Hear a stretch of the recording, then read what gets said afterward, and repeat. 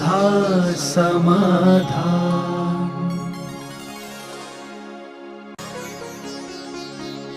नमोस्तु गुरुदेव, कौन सी वनस्पति खाने योग्य है, इसकी पहचान कैसे करें? साधारण में प्रत्येक जो है वह खाने योग्य है।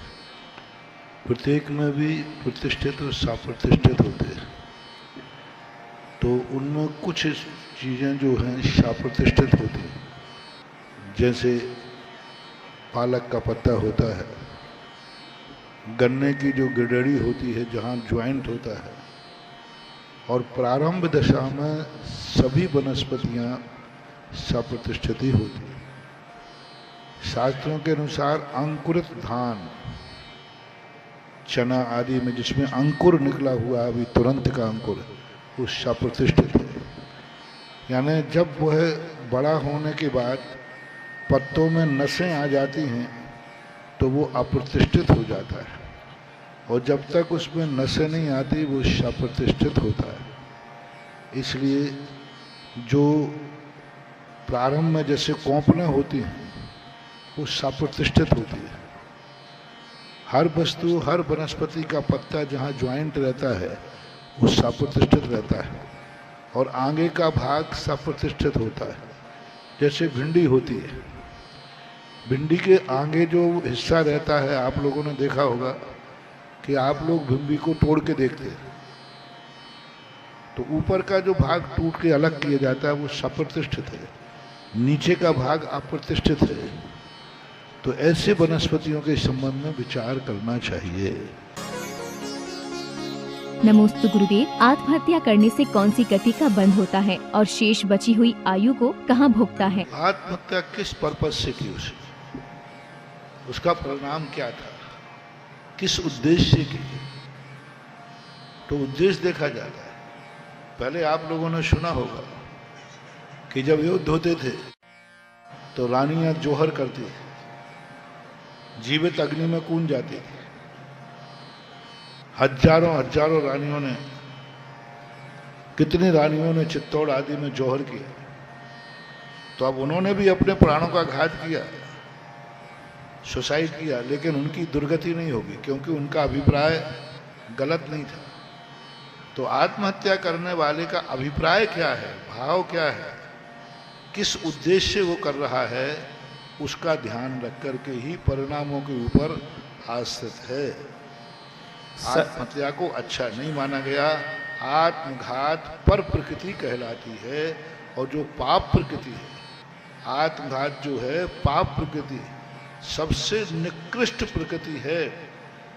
जिस कर्म के उदय से व्यक्ति अपना स्वयं का घात करने का भाव करे, इससे बड़ा पापी संसार में कोई दूसरा हो नहीं सकता। जितने भी कर्म हैं उन सब में निकृष्ट प्रकृति है। सबसे बड़ी पाप प्रकृति कोई है, सबसे बड़ी पाप प्रकृति असाता का उदय नहीं, नीचगुत का उदय नहीं, कोई विकलांग है, अष्टावक्र है, कैसा भी, ये सब पाप कर्म के उदय नहीं। सबसे बड़ा पाप कर्म का उदय उस समय होता है जिस समय व्यक्ति स्वयं का भी नाश करने का भाव करे। इससे बड़ा पाप और क्या होगा? स्वयं की जिंदगी जीने के लिए, दुनिया तो जिंदगी जीने के लिए दुनिया भर के पाप करती है। जिंदगी जीने के लिए दुनिया भर के पाप करती है। ये तो ऐसा हो गया स्वयं की जिंदगी को नाश करने का भाव कर रहा है।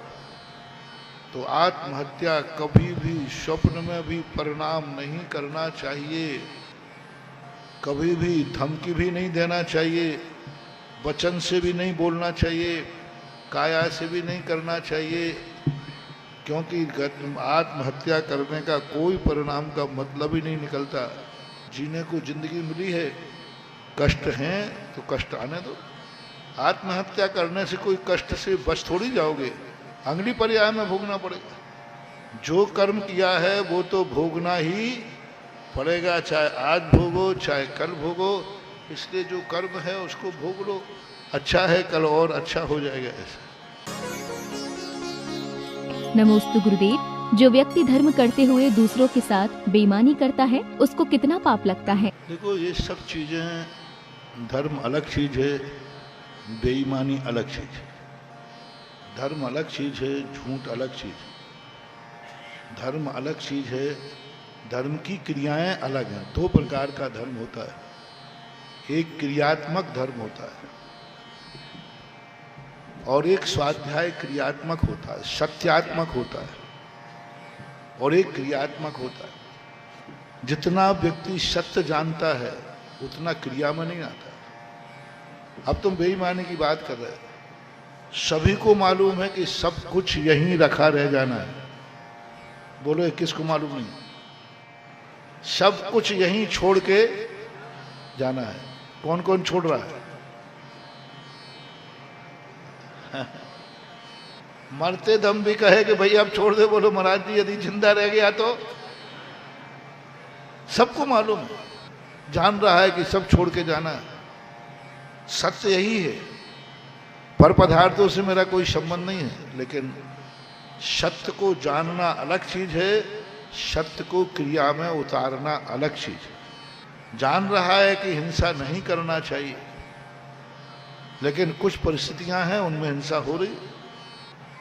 सैनिक जानता है कि मुझे किसी को नहीं मारना चाहिए, लेकिन सामने वाला दुश्मन आ रहा है तो क्या करे? जानता है कि मारना नहीं चाहिए, लेकिन अब क्या करे? देश बचाऊं कि उस व्यक्ति को बचाऊं? अहिंसक है, वो भी जान रहा है, सत्य ही जान रहा है, किसी को नहीं मारना। अब सामने वाला दुश्मन का सैनिक आ रहा है, उसको मारे या ना मारे? नहीं मारता है तो देश खच जाता है, और मारता है तो हिंसा होती है। अब क्या करे वो सैनिक? क्या करे? मारेगा? अब जान रहा है कि हिंसा है। तो इसी प्रकार से आप संसार में रहने वाला जीव सब चीजें जानता है, लेकिन सब मान पाएगा, उतना कर पाएगा ऐसा नहीं। इसलिए शमंतभद्र कुंद भगवान ने कहा, सत्य को पहले पूर्ण जानो, फिर क्रिया करना पड़ेगी। नहीं, बहुत सारे लोग सत्य को नहीं जानते, बोले जान लेंगे तो फिर हमें छोड़ना पड़ेगा। महाराज जी हम इसलिए स्वाध्याय नहीं करते, इसलिए प्रवचन सुनने नहीं आते, क्योंकि मुझे पता चल जाएगा कि ये चीज गलत है, फिर करूंगा तो पाप ज्यादा लगेगा। इसलिए अभी तो एक ही है, मुझे पता ही नहीं कि पाप है कि नहीं, इसलिए मैं पढ़ता ही नहीं। ये बहुत बड़ी बेईमानी है महानुभाव, क्योंकि जानने के बाद करूंगा तो पाप ज्यादा है, इसलिए अपन को जानना ही नहीं है। ये बहुत बड़ा पाप है। इसमें हमारे आचार्य कहते हैं, जान करके जो कर रहा है कम से कम उसे ये तो मालूम है कि ये गलत है। दो व्यक्तियों में से आप बताना, एक व्यक्ति स्कूल इसलिए नहीं गया कि उसको मालूम था कि फेल हो जाएगा, और एक स्कूल गया सो फेल हो गया। जो फेल होके आया उसके पिताजी डांट रहे थे, मूर्ख तूने बर्बाद कर दिया। दूसरा दोस्त कहता है, यार इसलिए मैंने एडमिशन ही नहीं लिया था। बताओ दोनों में से इसमें अच्छा कौन है?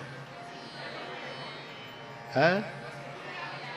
जो फेल हुआ। जिसने एडमिशन लिया वो अच्छा नहीं है। कम से कम फेल हुआ तो 10 नंबर तो आए, किताब का नाम तो पता चला, क्लास में बैठना तो सीखा, कुछ ना कुछ 10 नंबर का ज्ञान तो हुआ। इसलिए कभी ये सोच करके नहीं सोचना चाहिए कि मैं यदि जान लूंगा, प्रवचन सुनूंगा और महाराज की बात नहीं मानी तो इसलिए अपन को सुनना ही नहीं, क्योंकि सुनेंगे महाराज कहेंगे तो फिर नहीं माना तो गड़बड़ हो जाएगा। नहीं, सुनो, जानो, फिर नहीं कर पाएंगे तो कोई बात नहीं, कम से कम ये ज्ञान तो हो गया कि जो मैं कर रहा हूं यह गलत है। एक बार व्यक्ति ने कहा, बोले महाराज जी मैं रात का भोजन नहीं छोड़ सकता। मैंने कोई बात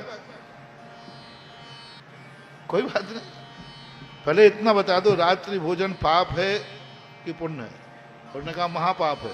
मैंने कहा जाओ अब खाते समय यही कहना मैं महापाप कर रहा हूं, आगे सब ठीक हो जाएगा। मांस के बराबर है, मांस के बराबर महान पाप है। बस जब खाओ तो बस अब मैं महापाप करने जा रहा हूं। और अब मैं शाकाहारी होकर मांसाहार कर रहा हूँ। वो 8-15 दिन इसने कहा, उसने, मैंने कहा और कुछ नहीं करना, खा रहा है, तुम तो जो कर रहे करना है। मैंने कहा अब मैं महापाप करने जा रहा हूँ। 15 दिन बाद आया, बोला जी वो तो मैं पागल हो जाऊंगा। तो मैंने अब क्या करना? बोले रात्रि भोजन ही छोड़ता हूँ, रोज को रोज महापाप कहाँ तक करूंगा। ये हो, सत्य को जानो, इस डर से सत्य को जानने से मत बचो कि हम उसका पालन नहीं कर पाएंगे। नहीं कर पाएंगे कोई बात नहीं, लेकिन जानो तो सही, हम महाराज नहीं बन पाएंगे, नहीं बन पाएंगे, हम नियम नहीं ले पाएंगे, नहीं ले पाएंगे, लेकिन ये तो पता हो जाएगा कि ये नियम लेना चाहिए। हम मंदिर नहीं जा पाएंगे कोई बात नहीं, लेकिन मंदिर की प्रशंसा तो सुनो, विधि तो सुनो, शायद कभी मन हो जाए। और आज तुमने सुना है, आज पालन नहीं कर पाते हो, जाति स्मरण में पालन करेंगे। जो व्यक्ति बिना मन के, मैं कहता हूं बिना मन नहीं लगे तो भी, बिना मन के भी मंदिर जाओ, मंदिर में बुरे भाव होते हैं तो भी जाओ। लोग कहते महाराज मंदिर में मेरा मन नहीं लगता, अब क्या करूंगा जाके, माला में फेरने में मन नहीं लगता, क्या करूं, तो भी फेरो, तो भी मंदिर जाओ। मेरे बहुत बुरे भाव होते हैं मंदिर में, तो भी जाओ। भगवान को गालियां देने का भाव होता है, तो भी जाओ, जाओ। एक ना एक दिन, मान लो जिंदगी भर नहीं, अगले भाव में मर करके तुम दुर्गति में पहुंचोगे। बुरे भाव हुए तो दुर्गति तो होगी, बुरे भाव किए हैं तो दुर्गति तो होगी। अब दुर्गति में जाकर के तुम्हें जाति स्मरण होगा, ओहो मैं जिनेंद्र देव के मंदिर में जाकर के मैंने बुरे भाव किए, उसका परिणाम है, हे भगवान मुझे क्षमा करना। अब यहाँ का दर्शन नरकों में जाके सम्यक दर्शन का कारण बन जाएगा। दर्शन करने से बुरे भाव हुए सो नरक मिला, लेकिन दर्शन नहीं छोड़ा तो वो नरकों में जाकर के जाति स्मरण के माध्यम से वो अपने भगवान का जो दर्शन किया था उसको अवध ज्ञान से जानता है और वहां सम्यक दर्शन हो जाता है। इसलिए अच्छी क्रियाओं को जैसे बने तैसे करो। नमोस्तु गुरुदेव, क्या नदी या तालाब में बोटिंग करने से श्रावकों को कोई दोष लगता है? दोष तो पूरे लगता है। आलोचना पाठ पढ़ो, नदियन विच चीर धुआए, कोसन के जीव मराए। तो लिखा ही है, नदियों के अंदर आपने सावन सोडा से कपड़े धोकर के नदी में धोए, कोसन के जीव मराए। वो छार, वो सोडा, साबुन का पानी कोसों दूर तक जाएगा, कितने जीवों को नुकसान करता है, बहुत ज़्यादा।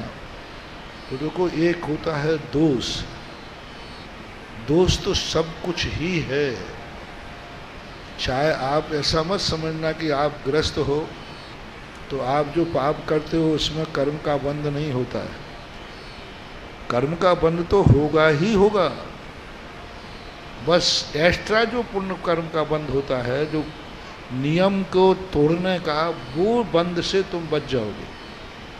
बाकी चींटी पैर से मर गई तो मारने का दोष तो आपको लगेगा, लेकिन आपने देखकर चलने का नियम लिया था और आप देखकर नहीं चले तो देखकर नहीं चलने का दोष एक्स्ट्रा लगेगा, लेकिन जीव की विराधना का जो दोष है उस दोष से नहीं बच पाओगे। गृहस्थ जितने भी आरंभ परिग्रह करता है उनमें दोष तो बराबर लगता है, पाप का बंध भी होता है। ये मत समझना कि तुम, कई लोग कहते भाई हमें तो कोई दोष लगेगा नहीं क्योंकि हमारे रात्रि भोजन का त्याग ही नहीं, इसलिए हमें दोष लगेगा नहीं। हमारे मंदिर जाने का नियम ही नहीं, इसलिए हम नहीं जाएंगे तो हमें कोई दोष नहीं लगेगा। ये उनकी भूल है।